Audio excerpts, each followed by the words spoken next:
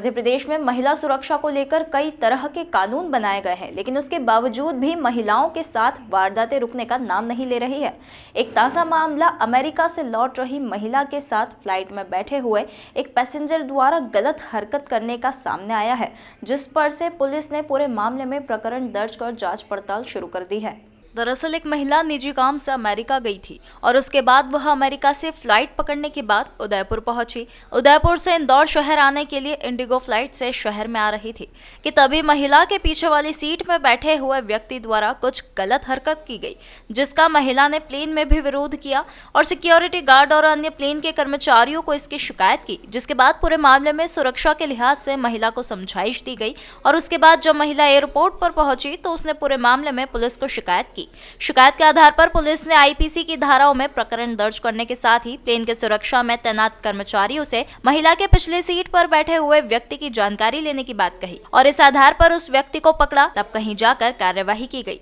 लेकिन कहीं न कहीं महिलाओं के साथ रोड पर तो हमेशा हरकत सामने आती ही है, लेकिन जिस तरह से उड़ते हुए प्लेन में अज्ञात बदमाश ने इस तरह की घटना को अंजाम दिया है, तो इससे प्लेन में महिलाओं की सुरक्षा को लेकर भी सवाल खड़े हो रहे हैं। ये जो महिला जो पैसेंजर है जो कि इंडिगो एयरलाइन से आ रही थी, उसके जो अमेरिका में जो फ्लाइंग ट्रेनिंग ले रही थी अमेरिका से उदयपुर से फिर इंदौर आ रही थी, तो उसके द्वारा थाने में रिपोर्ट लिखाई गई है। उसके जब सीट पर बैठी हुई तो उसके पीछे पैसेंजर के द्वारा उसको टच किया गया, तो इस आधार पर आईपीसी सेक्शन 354 के तहत केस रजिस्टर किया कर इन्वेस्टिगेशन में लिया गया है। अभी फिलहाल इंडिगो एयरलाइन से ये जानकारी ली जा रही है कि उस पर्टिकुलर जो सीट थी उसमें कौन पैसेंजर था और उसके आधार पर उसको आइडेंटिफाइड किया जा रहा है। उसके आधार पर वैधानिक कार्रवाई सुनिश्चित की जाएगी। क्या इस महिला ने फ्लाइट के